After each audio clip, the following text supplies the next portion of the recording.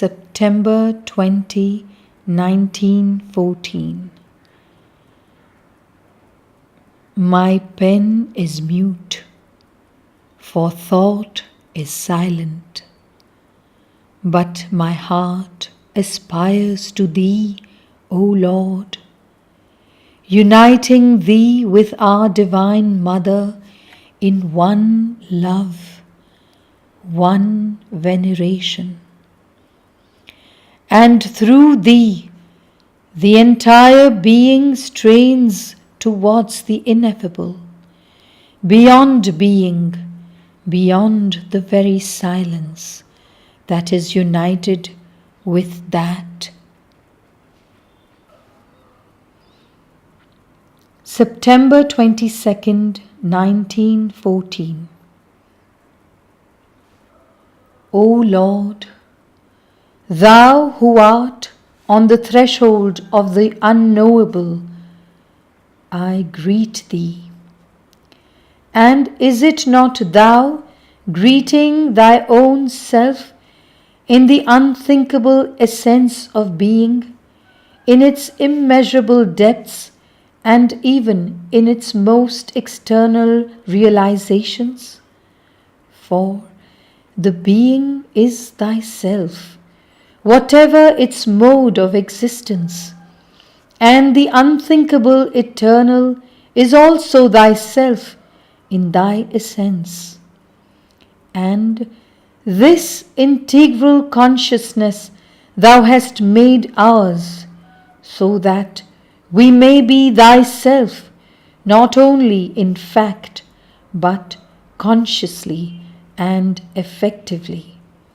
And thus all is an interchange of salutations full of love and joyous adoration, in an ardent aspiration of our Mother towards Thee, and an infinite and powerful response from Thee to our Mother, and finally from the totality of Thyself to all that is not yet manifested, to all the unknowable which we shall know more and more, better and better, but which will ever remain the unknowable.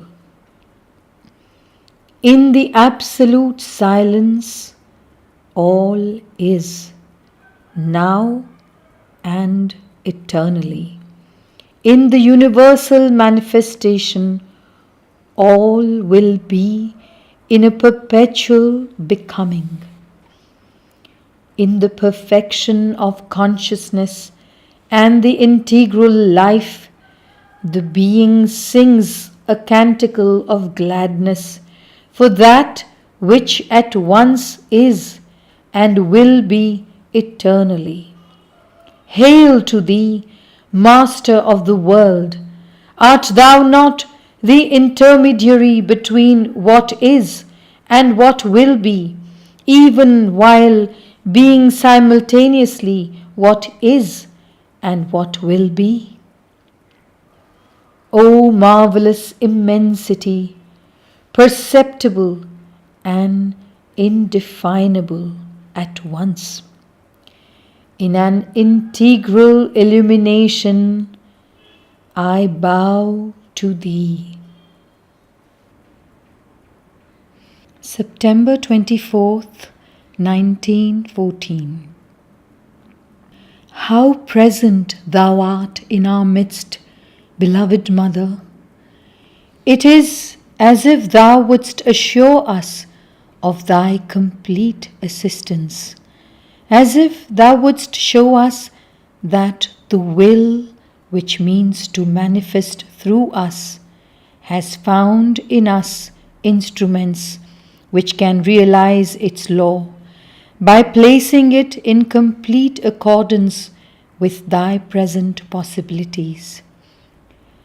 The things which seemed most difficult, most improbable, perhaps even most impossible, become wholly realizable because Thy presence is our assurance, that the material world itself is prepared to manifest the new form of the will and the law.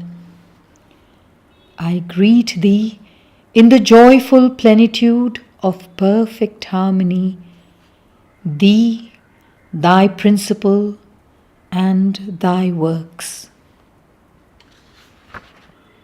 September 25th, 1914. Translation by Sri Aurobindo. O divine and adorable Mother, with thy help, what is there that is impossible? The hour of realizations is near, and thou hast assured us of thy aid that we may perform integrally the supreme will.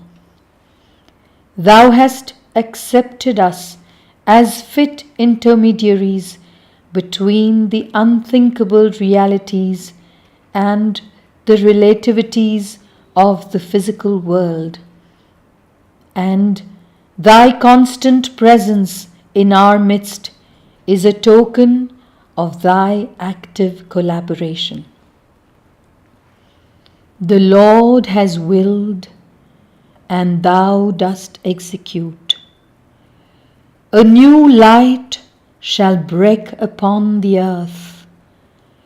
A new world shall be born, and the things that were promised shall be fulfilled. September 28th, 1914. Translation by Sri Aurobindo. My pen is mute to chant thy presence, O Lord. Yet art thou like a king who has taken entire possession of his kingdom. Thou art there, organizing, putting all in place, developing and increasing every province. Thou awakenest those that were asleep. Thou makest active those that were sinking towards inertia. Thou art building a harmony out of the whole. A day will come when the harmony shall be achieved, and all the country shall be by its very life the bearer of thy word and thy manifestation. But meanwhile, my pen is mute to chant thy praise. September 30th, 1914. Lord, thou hast broken down the barriers of thought, and the realization has appeared in all its amplitude. Not to forget any of its aspects, to carry out their accomplishment at the same time, without neglecting any of them, not to allow any limitation, any restriction to come in the way and delay our march. This is what thou wilt help us to do through thy supreme intervention. And all those who are thyself manifesting thee in the perfection of some particular activity will also be our collaborators, for such is thy will. Our Divine Mother is with us and has promised us identification with the Supreme and total consciousness, from the unfathomable depths to the most external world of the senses. And in all these domains, Agni assures us of the help of his purifying flame, destroying all obstacles, kindling the energies, stimulating the will, so that the realization may be hastened. Indra is with us for the perfection of the illumination in our knowledge, and the divine Soma has transformed us in His infinite, sovereign, marvelous love, bringer of the supreme beatitudes.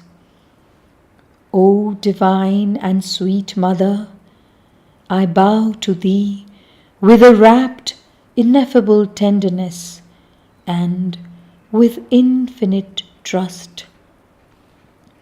O splendid Agni, Thou who art so living within me, I call Thee, I invoke Thee, that Thou mayest be more living still, that Thy brazier may become more immense, Thy flames higher and more powerful, that the entire being may now be only an ardent burning, a purifying pyre.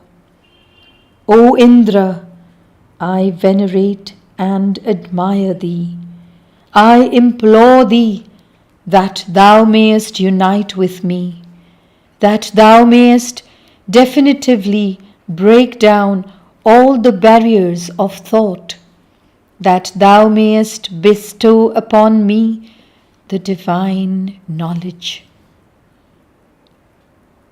O Thou, sublime love, to whom I gave never any other name, but who art so wholly the very substance of my being, Thou whom I feel vibrant and alive in the least of my atoms, even as in the infinite universe and beyond, Thou who breathest in every breath, movest in the heart of all activities, art radiant through all that is of goodwill and hidden behind all sufferings, Thou for whom I cherish a cult without limit, which grows ever more intense, permit that I may with more and more reason